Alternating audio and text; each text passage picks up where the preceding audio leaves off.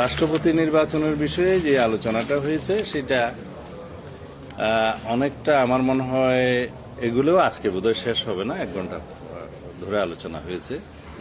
তাতে দেখা গেছে রাষ্ট্রপতি নির্বাচনের জন্য ওনাদের যে প্রস্তাব, তাতে রাষ্ট্রপতি নির্বাচনের একটা ইলেকটোরাল কলেজ করা হবে এবং প্রায় ওনাদের ভাষায় 70,000-এর মতো এখানে ভোটার থাকবে।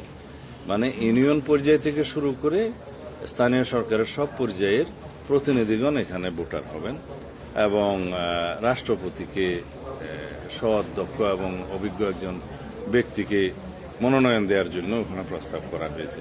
আমাদের বক্তব্য ওই জায়গায় আমরা বলেছি বিদ্যমান ব্যবস্থা অনুসারে জাতীয় সংসদের সদস্যদের দ্বারা পরোক্ষভাবে যে রাষ্ট্রপতি নির্বাচনের বিধানটা এখন বিদ্যমান ইয়েটা আছে, সংবিধানে আছে আর্টিকেল 48-এর সাবসেকশন 1 প্রবাবলি, সেইটার রেসপন্সিবিলিটি হচ্ছে নির্বাচন কমিশনের পাওয়ার অ্যান্ড ফাংশনের মধ্যে কনস্টিটিউশনাল ম্যান্ডেট হিসেবে খুব সম্ভবত আর্টিকেল 119।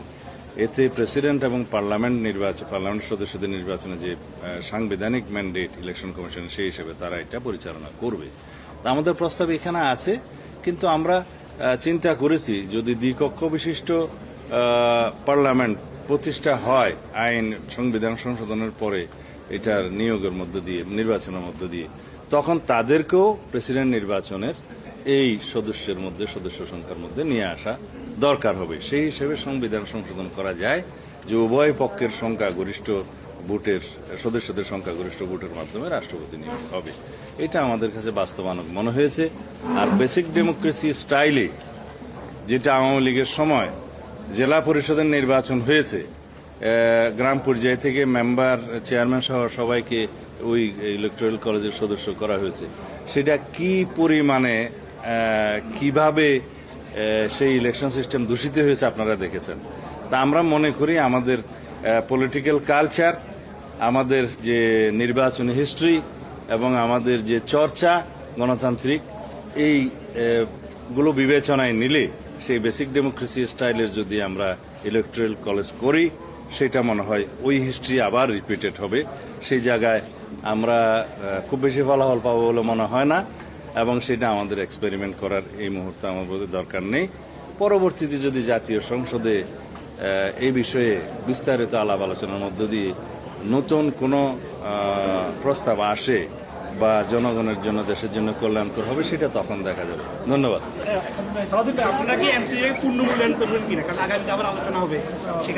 আলোচনা হবে, তখন আমরা আলোচনা করব। ওখানে বিকল্প যদি কোনো প্রস্তাব আসে সেটা আমরা দলের মধ্যে আলোচনা করে তখন সেই হিসাবে আমাদেরকে আবার চিন্তা করতে হবে।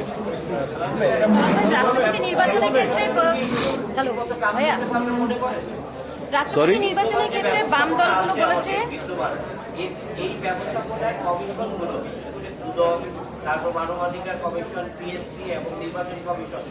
Very good question. আমি এটা আমার ভুলে গিয়েছিলাম। আমাদের সাংবিধানিক কমিশনগুলোর নিয়োগের ক্ষেত্রে বিদ্যমান আইন আছে, কিছু সংবিধানে আছে আর কিছু আইনের মাধ্যমে হয় সংবিধানের প্রাপ্ত ক্ষমতা বলে। সেই আইনগুলোকে আমাদের সংশোধন করতে হবে, আরো বেশি শক্তিশালী করতে হবে। যেমন নির্বাচন কমিশন নিয়োগ গঠন সংক্রান্ত যে আইনটা আছে, সেই আইনে আমরা নিজেরাও সমালোচক। আমরা প্রস্তাবও করেছিলাম এইবার যে সেই আইনটা একটা অর্ডিন্যান্সের মাধ্যমে সবার সাথে আলোচনা করে একটা আইনটা সংশোধন করে তারপর আমরা ব্যবস্থা নিই। তো যেহেতু এখন নির্বাচন কমিশন গঠন হয়েছে সার্চ কমিটির মাধ্যমে, সেটা যেহেতু কাজ করছে, ভবিষ্যতে নির্বাচন কমিশন গঠন সংক্রান্ত এই আইনটা পার্লামেন্টে আলোচনার মধ্য দিয়ে অথবা এখনই সবার সাথে আলোচনার মধ্য দিয়ে একটা শক্তিশালী আইন আমরা করতে পারি, যার মধ্য দিয়ে প্রতিষ্ঠা পাবে একটা স্বাধীন নিরপেক্ষ নির্বাচন কমিশন।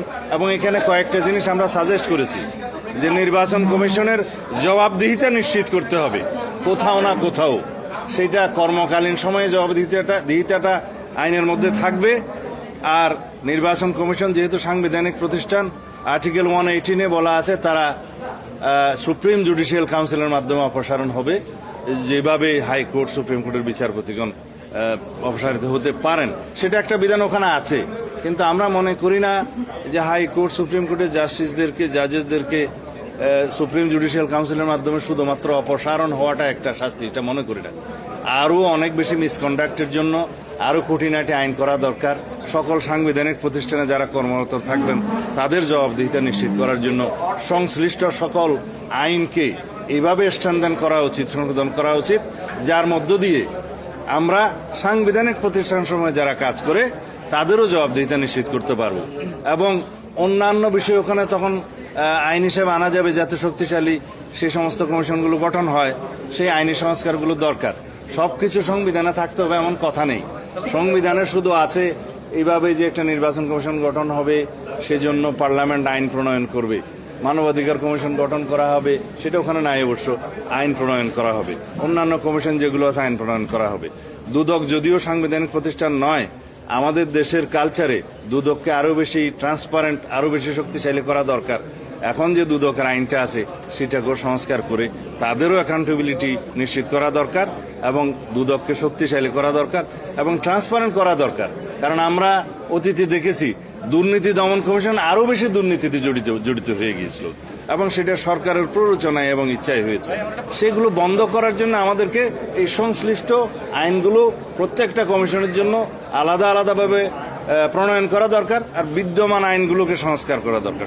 ভাই একটা প্রশ্ন পিছন থেকে হয়ে গেছে, তুমি সবসময় পিছনে বলে, সামনে আসো। আচ্ছা, একটা বিষয় যেটা হচ্ছে একটু প্রশ্নটা বড়, সেটা আমাদের আর্টিকেল 118 থেকে শুরু করে 126 পর্যন্ত কনস্টিটিউশনে নির্বাচন কমিশনের যেই পরিমাণ ক্ষমতা দিচ্ছে, তিনি আর কোনো নির্বাচন কমিশনের এত ক্ষমতা নাই। এক নম্বর বিষয়। দ্বিতীয় একটা বিষয় হচ্ছে নির্বাচন কমিশনের যে আইন 2022 সালে হয়েছিল, আপনারা সেটার ক্যাটাগরিক্যালি বিরোধিতা করছেন এবং স্টেটমেন্টে বলছিলেন এটা 5 সালের এক্সটেনশন। তো আর্টিকেল 48(3)র কারণে আপনি যেই আইনই করেন না কেন, end of the day prime মিনিস্টারের অ্যাডভাইসে রাষ্ট্রপতি নিয়োগ করবেন। তো প্রাইম মিনিস্টার যদি ইলেকশন কমিশন অ্যাপয়েন্ট করেন, সেই ইলেকশন কমিশনের দ্বারা সংবিধানে যাহাই বলা থাকবে, এখন বলা আছে ফেয়ার ইলেকশন কন্ডাক্ট করা সম্ভব কিনা, নাম্বার 1। নাম্বার 2 বিষয় এটা জবাব দেয়া, নাহলে ভুলে যাবো। আচ্ছা, নাম্বার 2 ভুলে যাবো, এটা জবাব দেয়া। হচ্ছে আন্তর্জাতিক বন্ধুদের পরামর্শে আপনারা 2004 সালে ক্ষমতায় থাকাকালে দুদক আইন করতেন। বাংলাদেশের দুদক আইন আমাদের আশেপাশের যে কোনো দেশের চেয়ে অনেক বেশি শক্তিশালী এবং আমাদের এসিসি ভারতের বা পাকিস্তানের যে কোনো এসিসির চেয়ে অনেক বেশি শক্তিশালী। তো এটা হওয়ার পরে 21 বছর ওয়ার্ক করে নাই, যেহেতু প্রাইম মিনিস্টারই ঘুরে ফিরে নিয়োগ দেন।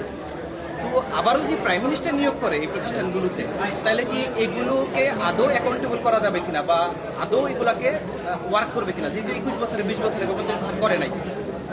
হয়েছে, জি, রাজীব পড়াশোনা করে আসছে। সংবিধানের ইলেকশন কমিশনের যে আর্টিকেল গুলো আছে সংশ্লিষ্ট সব দ্বারা বর্ণনা করে দিয়েছে 126 পর্যন্ত। ভাই এত পাওয়ার বিষয়টা হচ্ছে আমেরিকার ওটা। এটা আগের কাহাওয়াত মনে করে দিই। সবাই বলতো যে ইলেকশন কমিশনে ফেরেস্তা বসায় দিলেও নিরপেক্ষ ইলেকশন বাংলাদেশে হওয়া সম্ভব ছিল না।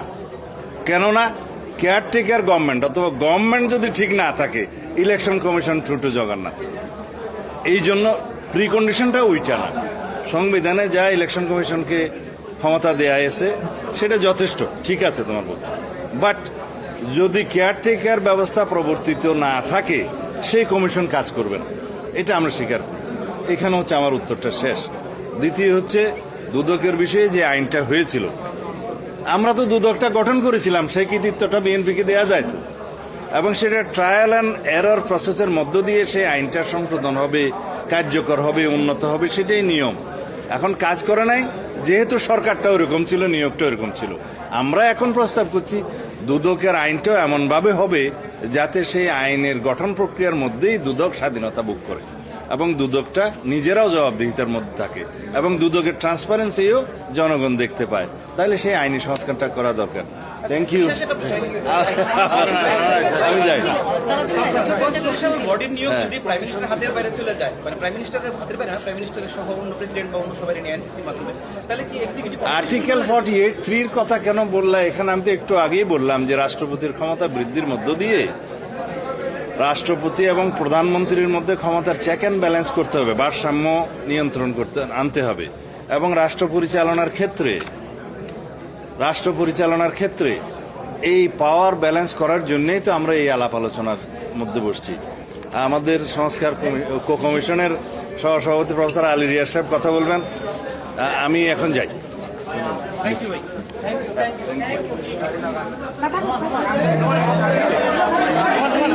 এই থাক থাক।